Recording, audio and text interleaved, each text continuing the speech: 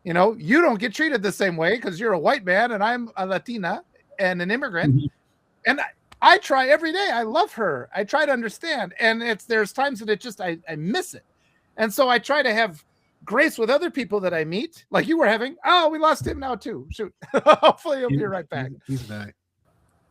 I want him to hear this because he was awesome. Okay. So I try to have grace with the other people I meet, just as you were having grace with me, where you're trying to explain it in this way. Like, but yeah, I was like, yeah, I'm not touchy about it because we need to have a society of empathy and kindness. I want my children to be protected. I want all the people to be treated with compassion. And once we all figure out we've had this white supremacy mind virus put in us against our will and without our consent, you know, and we can overcome it together. We can all be one people and rise together and fix these things. But yeah, like you come up against that wall, and I come up against it too, where people just glaze over. You're trying to talk about the reality. I had a guy on Monday after the Super Bowl on social media. He started posting his thing about how he didn't like the halftime show. And I'm just like, quit being a white supremacist. And he got all mad at me. He's like, well, I'm not being political. I'm just saying I don't like this. I'm just saying I don't like the music. I can comment about music. I'm like, bullshit. That is bullshit. You know it's bullshit. That's a white supremacy argument. And of course, I'm like, my family's being targeted right now. We're an immigrant family. Say something about that. Express concern for my family. And he goes back to, hey, and I'm like, that's 2 times. We lost him again. We're having one of those days. We're doing good stuff. Okay. So then I said, that's 2 times. And he said something else. And I said, that's 3 times. You've had 3 chances to express concern for my family and you failed. And he finally blocked me, which I considered a win for me. But yeah, that's the stuff. This is why the people that I choose to have on my show, like yourself, Walter, like Eric, you know, and like many others here on Substack who I've met, and random strangers who I've met out in my actual life too. I had a Waffle House cook on my show to talk about race. You know, I've had just random people I run into, you know, and there's only 2 criteria that I have: an open heart and an open mind. Those are the criteria: an open heart and an open mind. Trying to get someone who doesn't have both of those things to deep condition themselves from white supremacy is futile, I believe. So I now weed all of those people out because it's unproductive to focus on them. And we don't need them either. Mm-hmm. In order to make change, guys, in order to make countrywide, worldwide change, we do not need these people. What we need to do is overpower them. And we need to learn how to use the power of love and connecting hearts to overpower people. Mason, I have not had Dr. Stacey Patton on my show. I would love to have her. I've reached out to her. If you want to reach out to her, let her know that I would love to talk to her. Please do. But yeah, go ahead, Eric. So would you think, I wanted to ask, because you both of you this question, would you think it's fear? You know, because what I run into is people destroying their outlook on what American society is supposed to be and how they feel like American is apple pie. You've heard that. You know, people fear that change, and that change is going to make them look at themselves, look in the mirror per se. Yeah. You know, I think that's one aspect of it, right? But it's unfortunately, there are a lot of reasons for people not to take a look at it. You know, like there's also the fact that this system has been in place for literally hundreds of years. So it's had an opportunity to metastasize within our institutions, right? It's had a chance to metastasize within our institutions in a way, not just our institutions, but in our minds. We've been passing down through the generations this ideology from mind to mind as well. And socially, we've been passing it down. So it's very difficult for people to distinguish what is natural, right? Part of the natural world, or like the natural way we do things, and what is an outgrowth from the implementation of a racial hierarchy and its intertwining with all of our institutions of power. Making those distinctions, most people have never even considered trying to do that, right? And so in order to that's why, you know, I don't know if you guys saw, but I put out a post recently called Space and Grace, where Walter and I were chatting, and that's kind of the idea behind the spaces that I create, right? People need the space in order to intentionally go through this work of deconditioning themselves from the ideology. And people are only going to go and intentionally do that if they know they need to do it. A lot of people don't even know they actually need to do that, Yes. or they don't even understand what it is to do that, right? And so, and then they need the grace to be able to go through the emotional turmoil, fear, Eric, like you said. People are fearful of it, right? What it says about them, what it will say about their image. But there's also a lot of shame in recognizing that you went along with this for so long, right? Yes. Because that is, you have to forgive yourself for that and realize, okay, I can actually now, with this new knowledge and new understanding, imagine a new way forward and change what I do and actually live values that I believe in, instead of, you know, living the values of white supremacist mythology. I think there's an issue too, in addition, it's that sense of self-worth. They fuse their identity to this lie. And then we get that issue too, where there are just horrible things, and people don't want to look at something that's horrible, and they absolutely don't want to look to how they contributed to that horror. But it's one of those things you have to do, otherwise you keep hurting people. And I know I go back to, I mean, a lot of this comes with my relationship with my father, seeing his way of interaction with the world. And it's the white supremacy mindset. They have to think of themselves as always right. They build up this mythology. I'm perfect. Everything I do is always right. I've never made a mistake. And I think it's through that sense, that delusion of their perfection, that they derive their belief that they deserve to be loved. I think they fuse their identity to the state, so that when you tell them you have to acknowledge these things happen, it's like asking them to give up on the chance of being loved. And you have to switch over to that mindset of saying you can admit, because it's all about guilt, right? The guilt mentality of it. They start us with guilt on the first day. You got 99 out of 100 on your math test. That means you're a fool, you know? It's like, you got one wrong. Why weren't you perfect? Why weren't you supreme? Why weren't you superior? And so we never allowed to just embrace our mistakes. Somebody said it earlier today, authoritarian groups, we hide our mistakes. If you're raised in an authoritarian system, you pretend as if you don't ever make a mistake because it's too painful, because they affiliate love, you know, with your ability to be perfect. I remember when I was like 6, I was probably like 10. I went up to my mom in tears, and I was just like, I didn't understand why I was so emotional. I'm just like, I'm not, because I knew my grades weren't going to be as good. And I just asked her, will you still love me even if my grades aren't as good this? And she was just like, oh, I'm so sorry you had to feel that.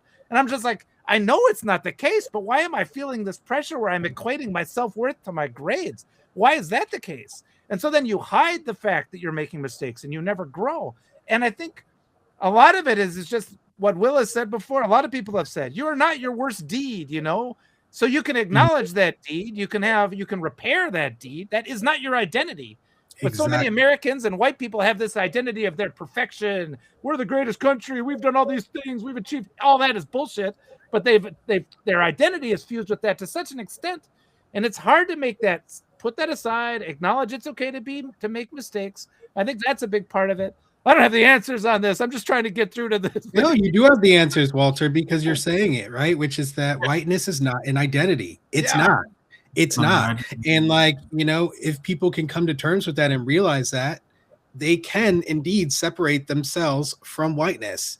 And then it becomes a choice. But right now, that choice has been stolen from people. People are unable to separate those two things. You don't have a choice if that's the case. And that's where a lot of racialized white people lie right now. You know, I intend to do something about that. Eric, go ahead.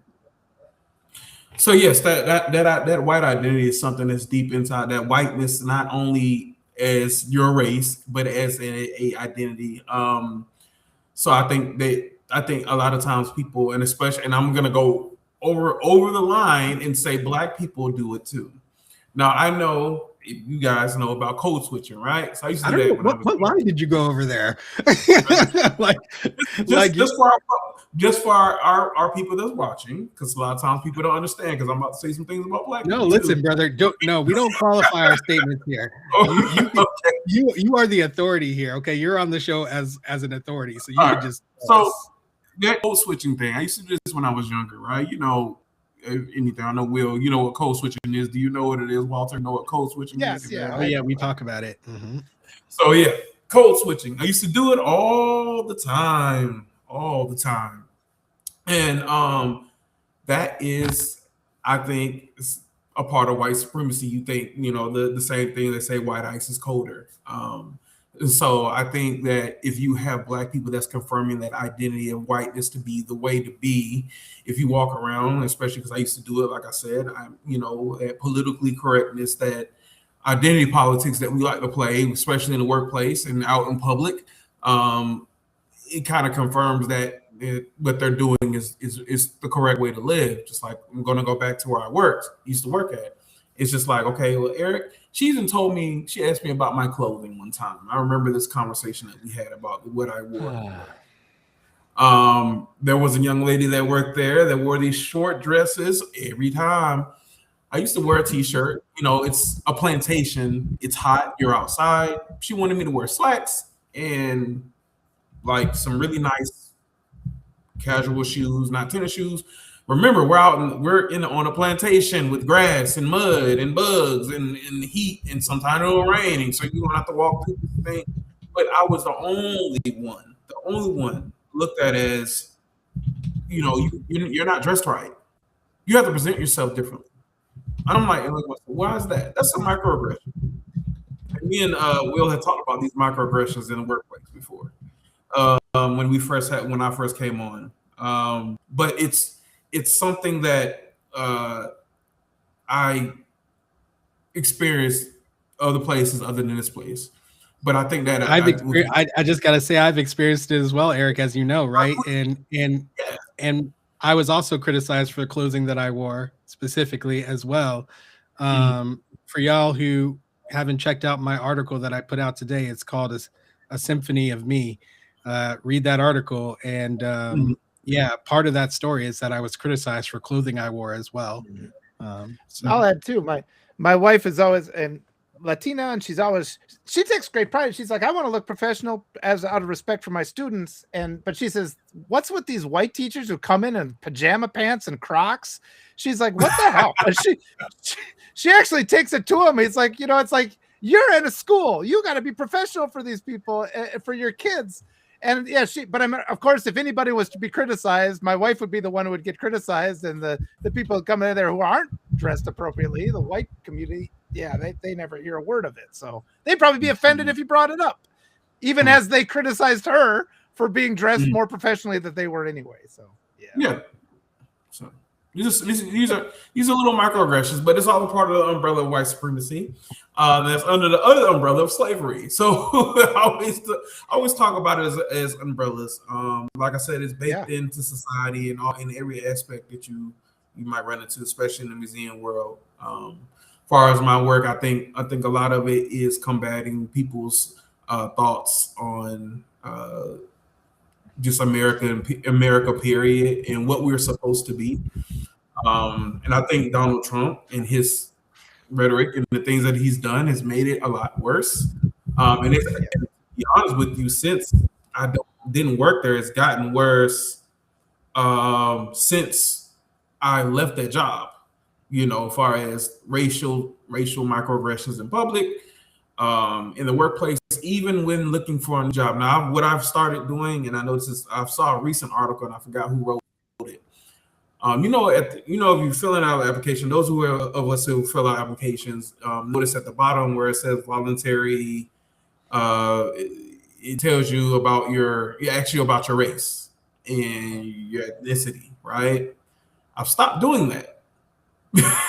Yeah. Because I feel like people see it and they be like, well, it don't matter what type of, I have 3 degrees.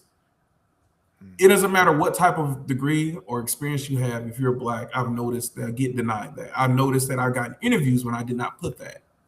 And I did it as an experiment because I want to see, am I not getting interviews because I just don't qualify for the position? Or is it because I'm a Black man? And they see, African American history professor at Barber Scotia. Oh, he's Black. I have my name's Eric, so I have my name is not Jaquan or anything like that. So that's another thing. Anyway, but that's something that I've gone through, those microaggressions, and wearing the clothes that you wear, how you address things, how you talk. There's a difference between playing respectability politics and literally just adhering to white supremacy and those ideologies, trying to fit in with society. So that's in my family, when we are a Spanish speaking household, so my kids are fluent in Spanish. But when we went to sign them up for public school, we said they only spoke English. We didn't say that they were, because my wife said it's like they'll evaluate them and determine that their English is insufficient if you admit that they know how to speak Spanish, and then they'll be put. And she knew this from working in the school districts here, so you make that decision right away. And since then, I mean, I do have to give credit to our school district because they're making a good effort now. But a lot of it is my daughter. They got her set up. She'll be taking college classes next year. So there always are good people within these systems. I like to emphasize that. But it also makes me angry that system didn't exist prior to my daughter. You know, they didn't hire my wife interviewed to be an ALL teacher at our local district. They didn't hire her.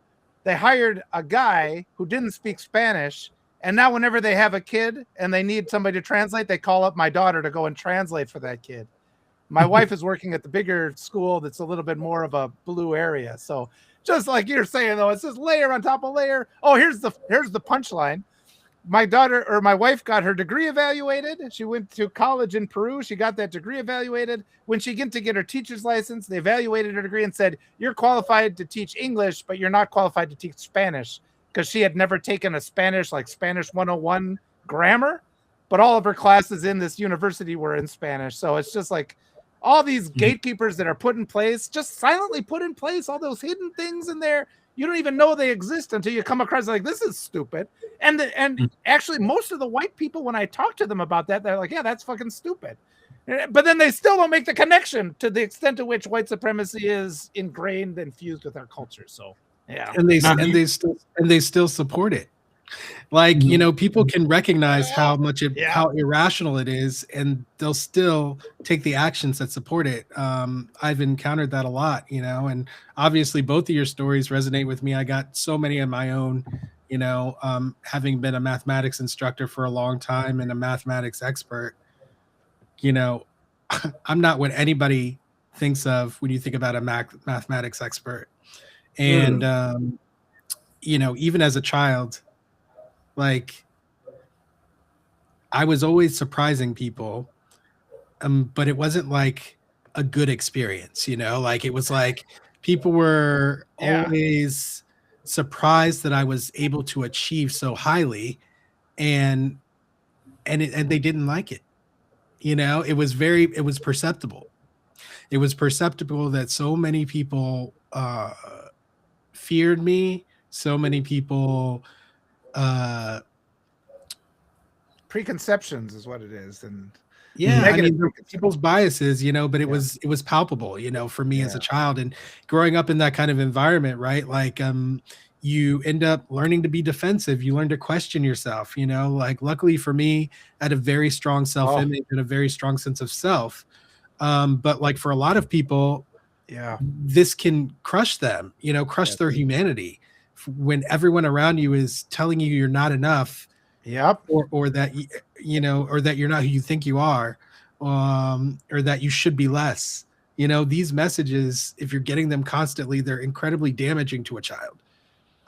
And that's why it's so important for a lot of racialized Black people to have Black teachers. I was so lucky to be able to be someone in the classroom to actually communicate my students about what they were experiencing, because many of them do not have an awareness of the connection themselves between white supremacy and what they're experiencing, because many of them have been indoctrinated into believing that this society is a meritocracy, that if they just work hard enough, that if they just show their skills, that they'll be recognized. Meanwhile, they're being slowly chipped away at, unbeknownst to them, and they're receiving psychological damage that they can feel and is palpable to them, but they can't place it.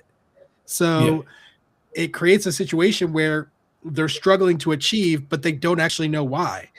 And this manifests in so many different ways and so many different, and it's just so terrible, because sometimes all people need is for someone to believe in them, someone to see them for who their authentic self.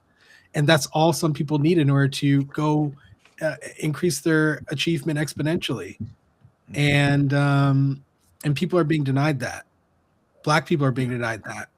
Women are being denied that. Trans people are being denied that. Native Americans I met, immigrants to the country. And it's disgusting. This can't be in the land of the free. You know what I mean? That's right. So anyways, thoughts, Eric? Walter, I wanted to ask you a question because do you feel like your wife's credibility has been questioned because of her race?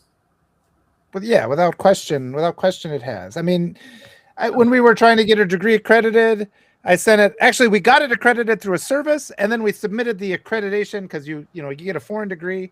We submitted it to a local college, and they were just like, because it was like some institute of something was the name of her college. They're like, you need one that says college, or this has to say, I don't think it said bachelor's degree. It said title, like title of achievement or something.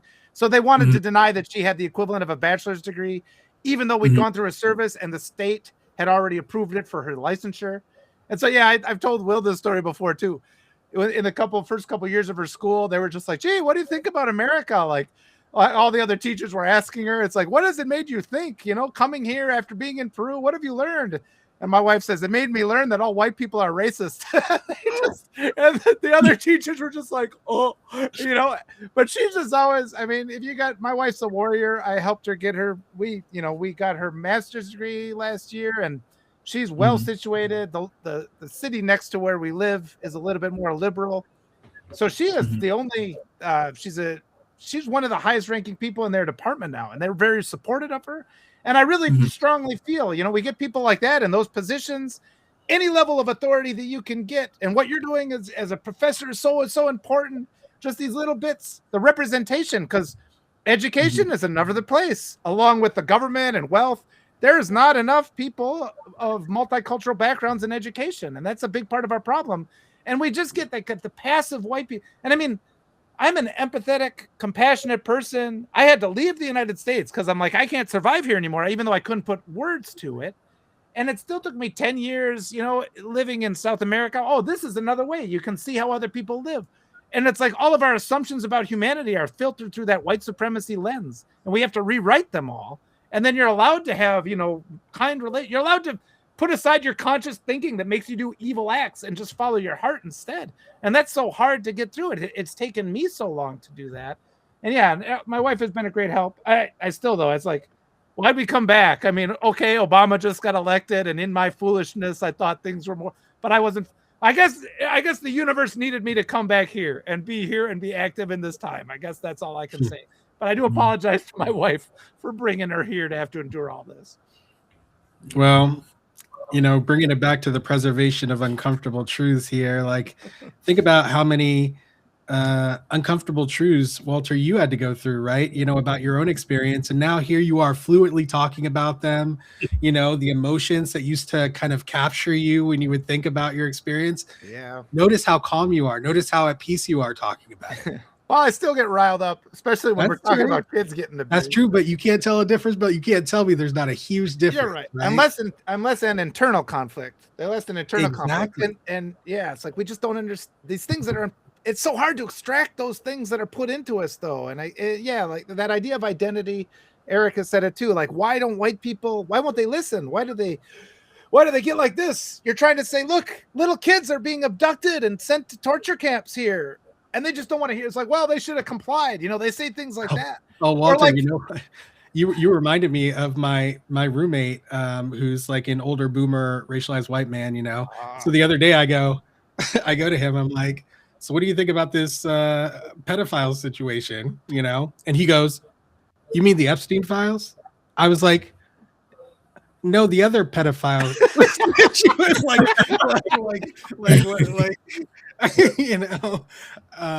Yeah. And so, yeah, it's just that reaction to be like, somehow get distance from it, somehow. Oh yeah. Anything to delay. And that's the white supremacist, like that guy the other day, trying to insist that when he was complaining about Bad Bunny, it wasn't a political statement.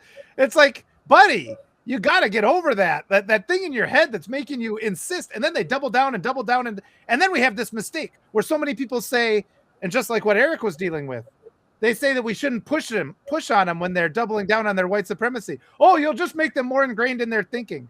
No, we have to push them until they admit or they leave, or they retreat in tears. Like the little old lady that thinks that she's doing good by voting for pro-life candidates. You got to make her burst into tears knowing that she's condemning young women to die bleeding out in torture in the parking lot, and that she's voting for white supremacy power. And if it makes her cry for you to say that, then do that. And if it makes your relationship with your family end for saying that, you do that too. Because we have to think not about the feelings of the oppressors. We have to ensure the survival of the oppressed, the people that have to endure the cruelty of this. So yeah, and the foundation of that, Walter, you could just say, whether she cries or not, people's reaction to what you do. Listen, guys, if you value the truth, then you speak the truth. Period. If you value the truth, then you speak the truth. How people then respond to you speaking the truth is their issue. It is not your issue to deal with. Of course, there are ways of communicating the truth that are less painful sometimes, and I urge people to investigate those. But you should absolutely never capitulate to lies in order to make someone comfortable. Okay, you must speak the truth. Wow. Yeah. Well said. Eric, go ahead, man. You wanna wrap? You wanna start wrapping us up here?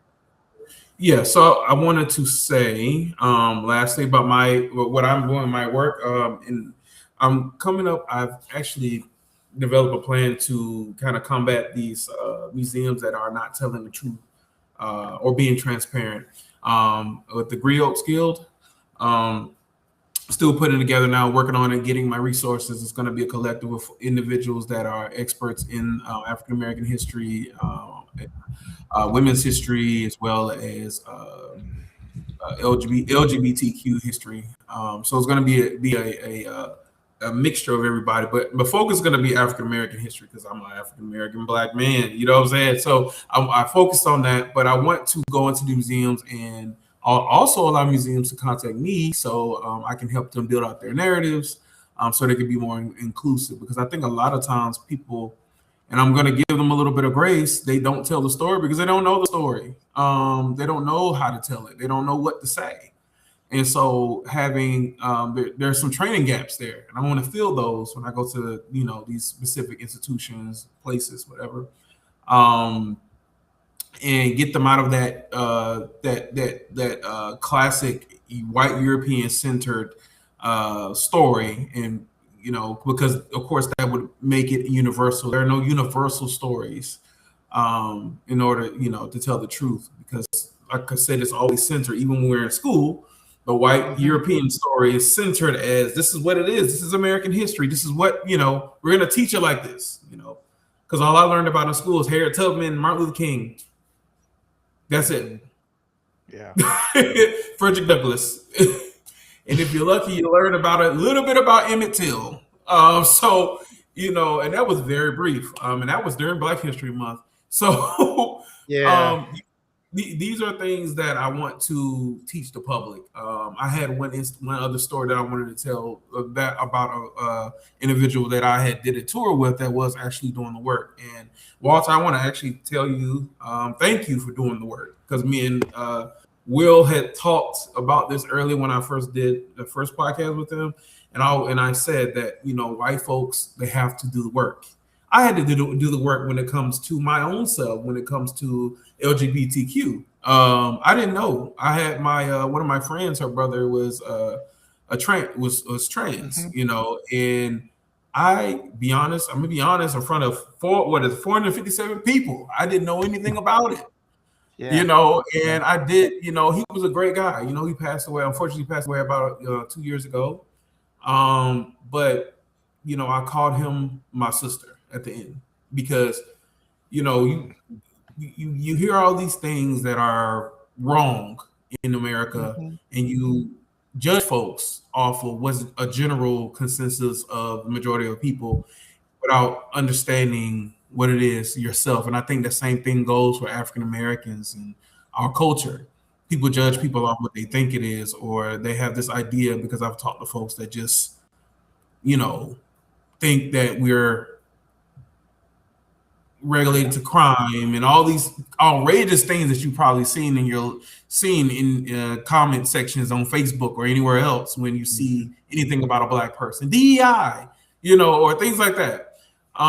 But as far as what my work is, I want to go into these museums and actually teach the true history of things and fill in those training gaps, and get them to understand, and train interpreters to understand that telling the truth is the most purest form of being a historian. Telling the truth, being transparent, no matter how ugly it is, right? Mm-hmm. even if it goes beyond your own beliefs. But I challenge you, if it does go beyond your own beliefs, then maybe you need to research your heart, because I think being a historian, teaching anything, educating anybody is hard work. You got to check your heart first, right? You got to check why we're doing it. Where's your why? They ask you that. I know it's a cliche thing to say, but do you remember your why? Why did you do this? Why did you start doing it? Is it for a paycheck? Is it to because you like to talk? No, you have to search your why. If your why is not telling the truth and being transparent, it's not. You might need to find something else to do. True that, man. Well said. Yeah, man, it resonates, and I'm so glad you're doing that work. It's incredibly necessary and important work, and everybody needs to consider preserving the uncomfortable truths of this world as we move forward into fascism in the United States, okay? Because the truth is now a weapon against the state, y'all. That's where we're at. The truth is now a weapon against the state. They will try to suppress that weapon in every corner of this country. And we all no longer have the luxury to allow just some truth tellers to be avatars for us that we can champion forward. Now we all have to be our own champions of truth, and we have to search our own individual values. And we need to live those values authentically, loudly, bravely. And I hope you'll join me in doing that. Well, and I want to say too, these white supremacists, they're going to try to erase all the witnesses because they have that self-loathing. They have no ability. They deny everything. They think they're perfect already. They act, and they have that thing where their self-identity is this mythology that everything that they do is perfect. So when they make a mistake in public that other people see, they have to remove the people that watched that mistake. And I saw this in my family. My father was a person who could never admit a mistake. And even to the point where, we're not allowed to comment on it. But after a while, and that's the model of white supremacy, isn't it? We're not allowed to comment on all these crimes and these flaws. We're not allowed to ask Caroline Leavitt follow-up questions when she makes an authoritarian declaration. But it gets to the point where even the white supremacist knows that we have been witness to their ineptitude. And they have to remove us at some point to preserve that sense of identity of their own superiority. So there's no safety in complying with this ever. And the other part about it, though, that we have to remember is they are the weakest, most pitiful individuals ever. They're the bullies who sat in the classroom making jokes because they were too afraid to fail on the test. So they could make a mockery of you for getting 2 wrong when they got a 0. And they always come at us with their accusations, which are secretly confessions of their own acts of evil. So, like I said, they're going to come for the witnesses. I talked with Bob Dana. I talked with King Ray Vett. There's a lot of wonderful people who have seen the civil rights era. We can talk to them. They cannot erase the truth. They cannot erase history. And even if white supremacists burned every book, science would still remain true. The truth of the universe would still remain true. We would discover it again. So what they're going to do is fail. Eric, thank you so much for coming here. I want to talk to you all day and forever. We have to talk again. We're just getting started. Keep me accountable. Let me know if you see I'm getting something wrong. I'm here to learn. I appreciate you. Appreciate the work you do.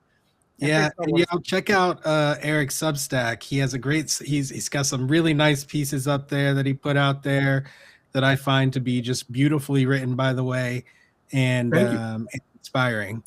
So check those out. Subscribe to my man. Feel free to subscribe to me if you want to join my mission of obliterating the system of white supremacy by eliminating its mechanism for spreading, which is within our own hearts and minds. All right, we're going to cleanse those, person by person, piece by piece, state by state, country by country, y'all.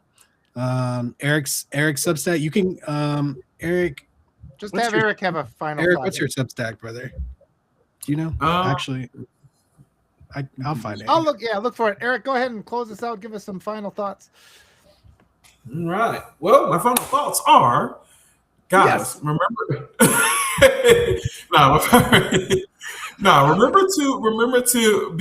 Remember to always hold yourself accountable for you. I feel like we should also always hold ourselves accountable to what we don't know.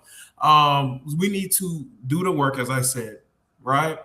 Do the work. Walter did the work. I'm doing the work. Will is doing the work. You have to educate yourself before you educate others. Okay. When you look back, when you're older or whatever, you want to say that you left something on this earth that helped other people. And I've always been that way since I was a child. I love helping people, educating yourself on the intricacies of this world and why we are here in America, especially African American people and their cultures. Like I said, I had to educate myself on LGBTQ, as well as educate myself on the rest of my own history as well, to better understand me and understand others around me, and of course, keep fighting against white supremacy on all fronts, no matter what you do. I'm a historian.